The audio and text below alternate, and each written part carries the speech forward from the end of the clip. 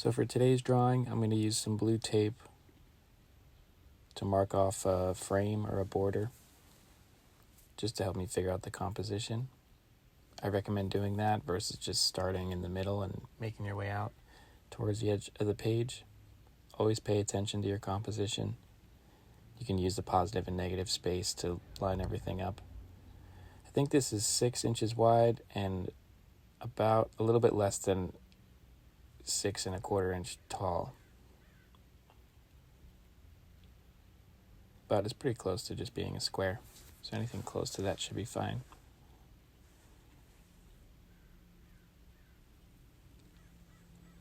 And our goal today is to pay attention to the light and shadow shapes. Last week we talked about the different parts of light and shadow and how they interact, how they apply to that sphere. And then we use that in the drawing of the apples to show like a really subtle and complex gradation of light.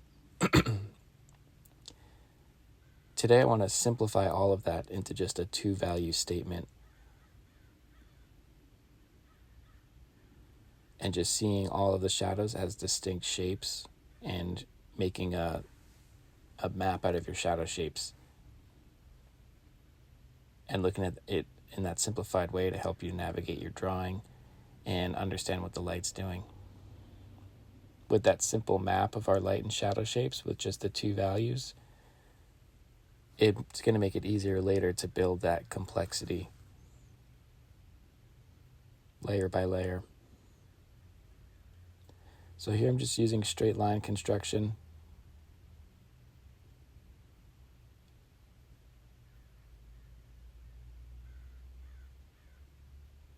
Just trying to get everything in the right spot. I'm not just going to dive in thinking about light and dark from the start. I'm just looking at the different folds in the fabric and how they relate to the negative space and the corners and the top, bottom, left, and right parts of the frame.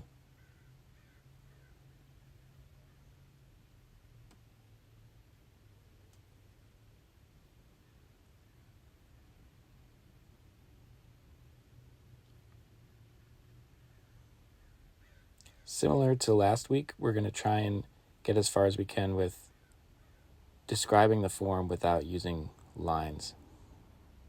I know I'm drawing with lines right here. What I want to do is map out all of these shapes, and whether it's the fabric or the sphere or just the light and shadow shapes themselves, just kind of treating them all as distinct shapes and trying to be really specific about how one leads into the next. I'm also paying attention to the edges. If you look closely, you'll notice there's a lot of different kinds of edges of the shadows. Some are slower, softer form shadows, and some are sharper and more abrupt cast shadows.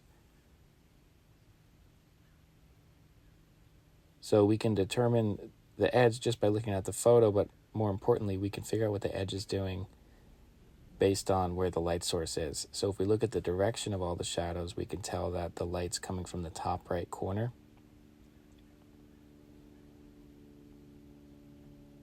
So in knowing that, we can choose to turn up the volume on edges that we find useful for our composition. So thinking about the movement and flow of all the shapes, which we'll call the gesture. We'll talk more about gesture in depth later on in the semester, but the overall gesture of this is how our eyes move through the picture.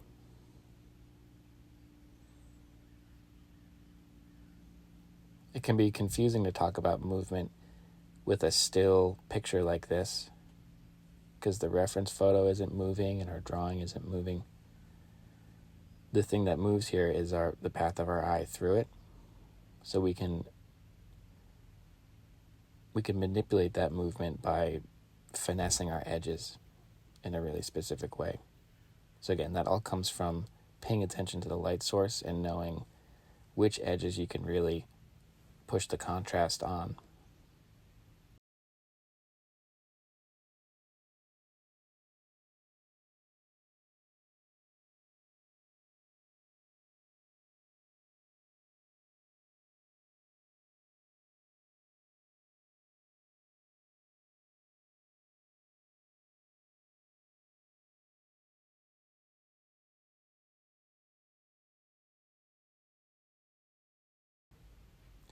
So here you can see I'm starting to draw out those shapes.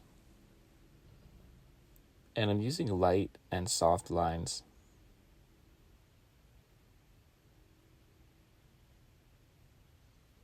Because that gives me a lot of room later to push them sharper and darker.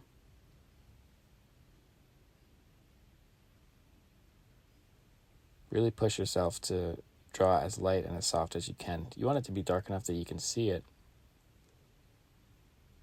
But every mark that I'm making here, I'm considering it a placeholder for what's to come later. And I'm just going to keep moving around, correcting my corrections. And slowly the drawing will emerge, but I'm drawing general to specific, light to dark, and soft to sharp.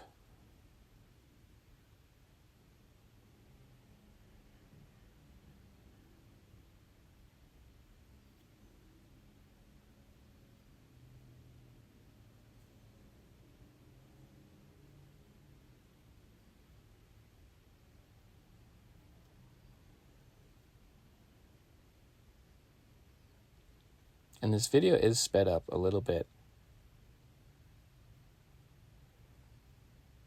So I hope you don't try to keep up and rush through. Take as much time as you need in this phase of the drawing.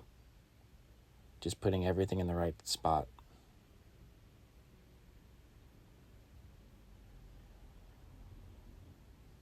There's definitely some room to be a little bit looser with the drawing with all of this fabric, but I'd still like you to practice being as accurate and proportional as you can.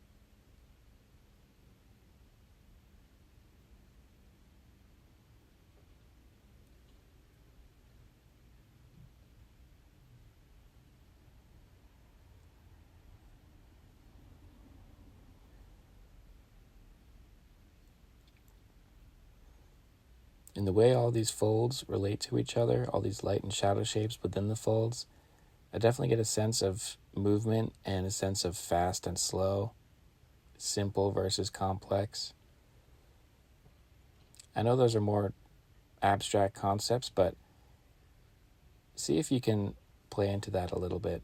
It's going to be subjective, it's going to be different for everyone, but think about how you move through the picture and how you can push that movement.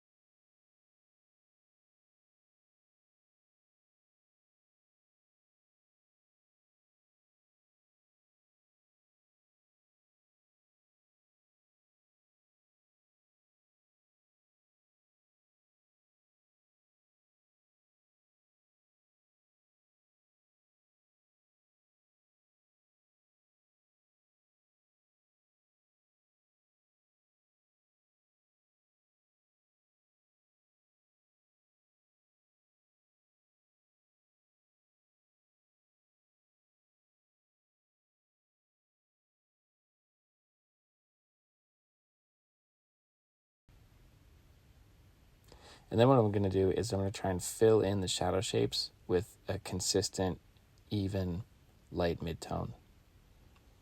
I'm not going to worry about all the different values that I'm seeing. There's a lot of subtle value shifts in the shadow shape and in the light shape. The tricky part about mapping out these shadows is doing it simply. So to keep things simple, we're going to make it just 2 values. It's going to be a light mid-tone for the shadow shapes, and then that half tone we just established with the brush for the light shapes. We can always push the light shapes lighter by erasing. So if you think about the brightest bright here, it's going to be the highlight of the sphere. And then inversely, the darkest dark is probably one of those shadows on the left side behind the sphere where the fabric tucks in over there. But we'll worry about that later, and it's going to be easier to navigate that once we have that simple shadow mapping set up. So I'm still mapping them out here. But once you fill in the shadow shapes, you're going to be as simple and consistent as you can. Basically, what you want to do is to draw the shadows as you see them when you squint. So if you look at the reference photo and squint, that's what we're looking for.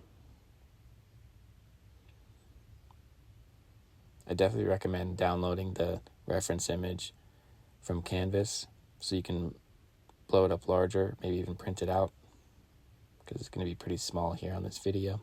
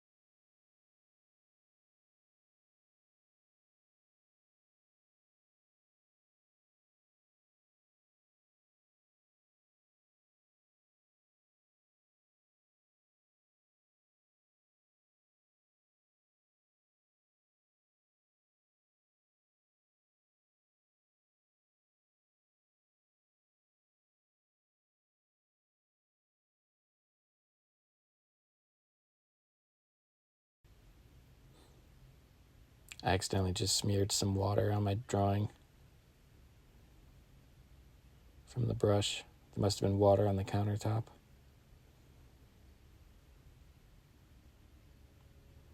But what I'm doing here is repeating the whole process. I'm using the brush to diffuse all of those edges, and then I'm going to go back in and carve out those edges of the shadow shape and redefining them.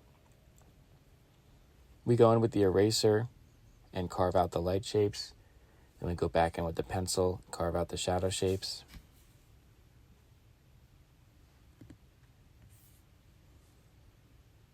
And just rinse and repeat over and over again. And the drawing's going to get more and more developed, more and more clear.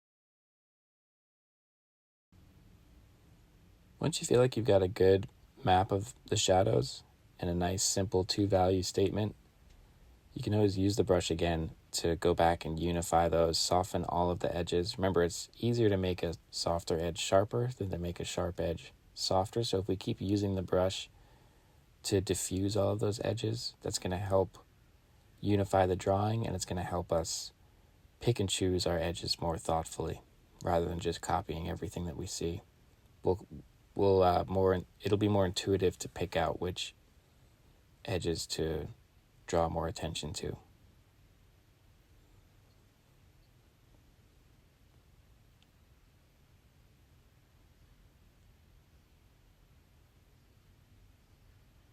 And that's going to make it easier to really design your shadow shapes. I'm using that word design because that's really what we're doing. We're not just copying everything we're seeing, but we're trying to translate it. We're picking and choosing what we find most important and focusing on that, drawing attention to it. And just as importantly, maybe more importantly, we're choosing what to leave out and what to ignore.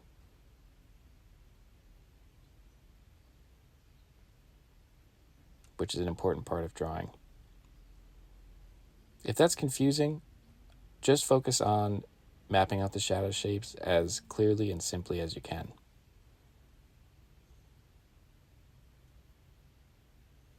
So I'm using the eraser again to carve out the light shapes. Remember, we want to maintain that throughout the drawing. Everything's going to get hazier when we use the brush, so keep pulling out the light shapes every time you do that. Because if you look at the background and the light shapes on the fabric, even on parts of the ground plane, most of those areas are not bright white. Maybe the bottom right corner of the ground plane and the highlight part of the sphere, everything else is a little bit darker. So that even tone that we can get with the brush is going to help us out in doing that.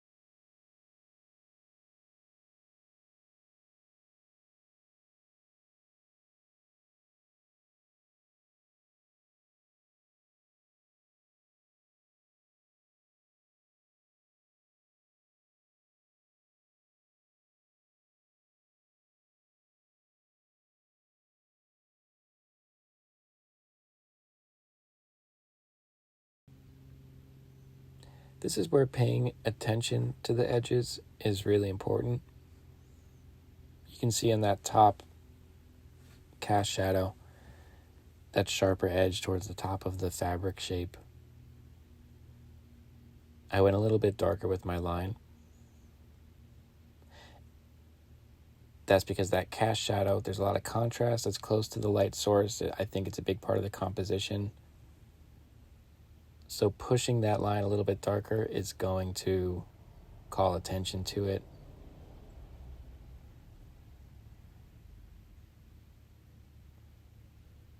And I know it's confusing that I said we're going to make this drawing out of light and shadow shapes instead of lines.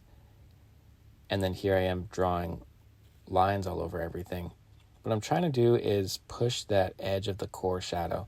So if you think about the line of the core shadow from last week, that terminator edge as the light source can no longer see, like that horizon line of what the light source can see.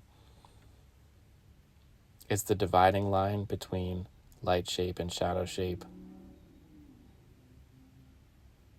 So that too, by darkening that edge, I'm calling attention to it, and I'm trying to show the difference in edges and the different kinds of shadows. Remember that a form shadow is on the form. It's softer and slower as the planes change and the form starts to face away from the light source, and we get that horizon line effect. A cast shadow edge is sharper. It's more abrupt, it's more linear. It goes from light to dark a lot more quickly. So you can see in different creases along the fabric, especially the shadow on the ground plane, between the ground plane and the fabric. That's all cast shadow, so those edges are going to be much sharper. So that sharp edge of the line that's really like acting as the boundary of the shadow shape, that has like a lost and found edge. It's mostly soft for all the form shadows, and then in certain areas where it has a sharper cast shadow edge, I'm going to sharpen it up, and I'm using that like back and forth, pushing and pulling the different kinds of edges to also help drive the movement here.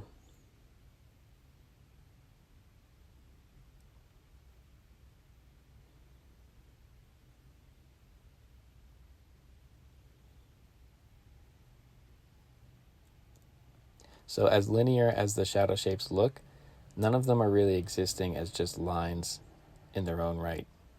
They're all there to serve a shape, acting as a boundary between two shapes.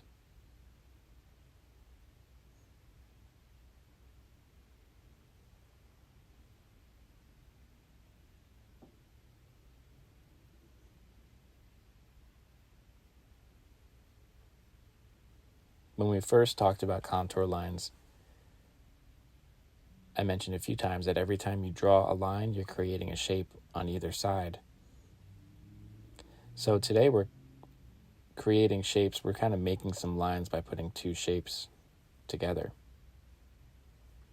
So even if you see a long, thin line, think of it more as two shapes up against each other with a little bit of shadow in between them.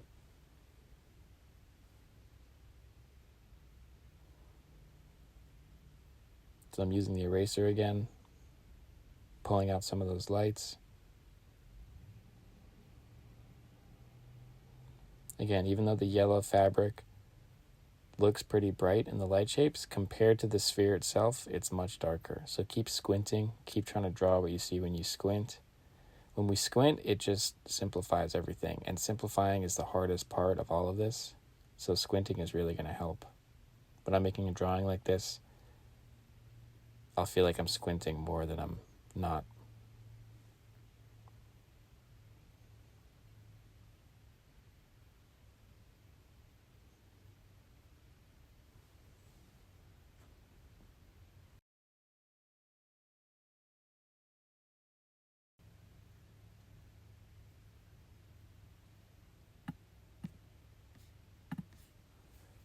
So here I'm going in with the black Conte pencil.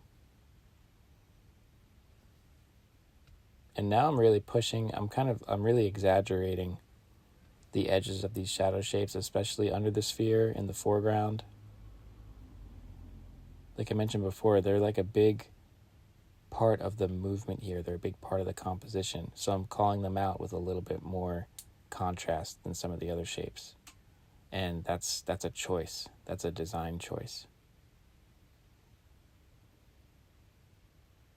So once your drawing's feeling pretty developed, you can start to think about what you want to call out and call more attention to. That'll give you the power to treat drawing more like storytelling than just documenting what's in front of you.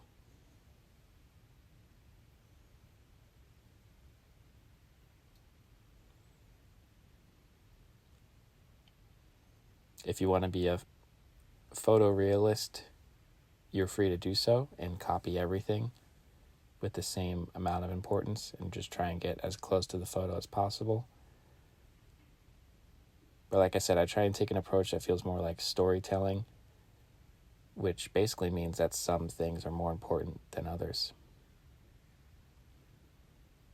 If you've ever told a story more than once, you've probably noticed what parts of the story are more important than others. If you retell it a little bit differently every time, you tend to edit out the stuff that's not essential. And then similarly, if you're watching a good movie or reading your favorite book, they're not telling you every single thing that happens. They're just focusing on the most important moments that the whole story might pivot on, and then being really specific about those few moments. So think about how and where you're getting specific here. How can you turn up the volume on little areas of poetry that you might find in the light and shadow shapes here?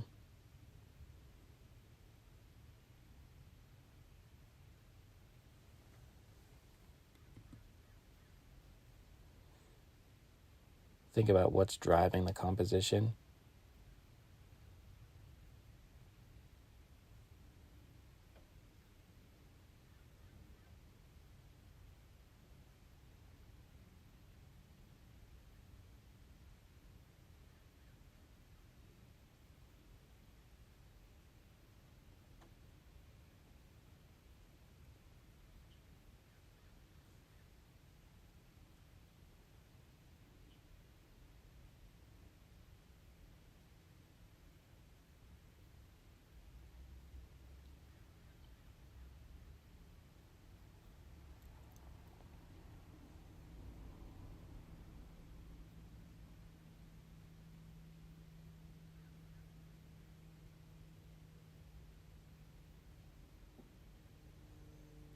Once all these shapes are established, you're free to take this drawing to any place that you want to.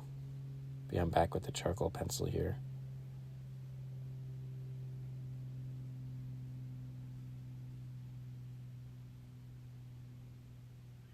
If you want to dive into the complexity of all those little details on the surface, pick and choose what's important there. If you want to maintain that simplicity and just have fun with the different edge qualities of all the different shapes, you could spend hours doing that.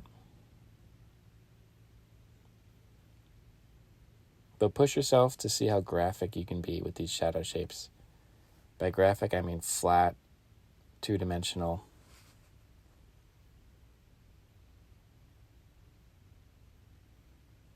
Remember, just trying to draw what you see when you squint. Here I'm just trying to put an even tone into the background. Something I meant to do earlier on in the drawing.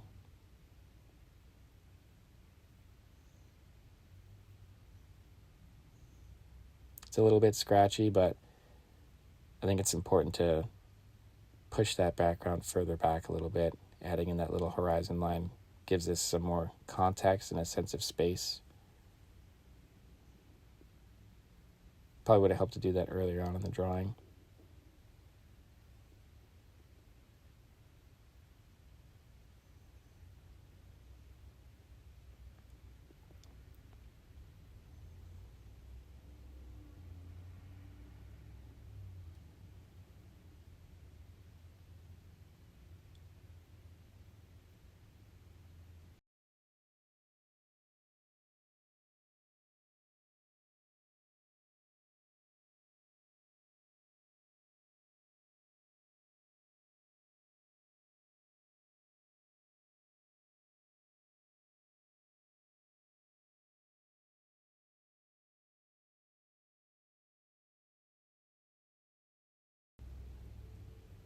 When I'm removing the tape here, a little bit of the paper got caught and it ripped a tiny bit.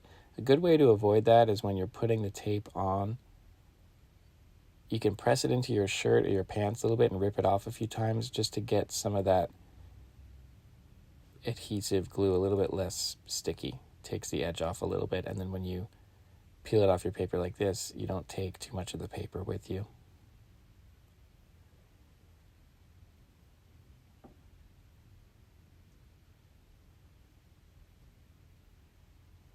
You can see it gives it a nice even tone that has that really clean, abrupt edge around it. I'm using this blade to try and clean up the paper where it ripped.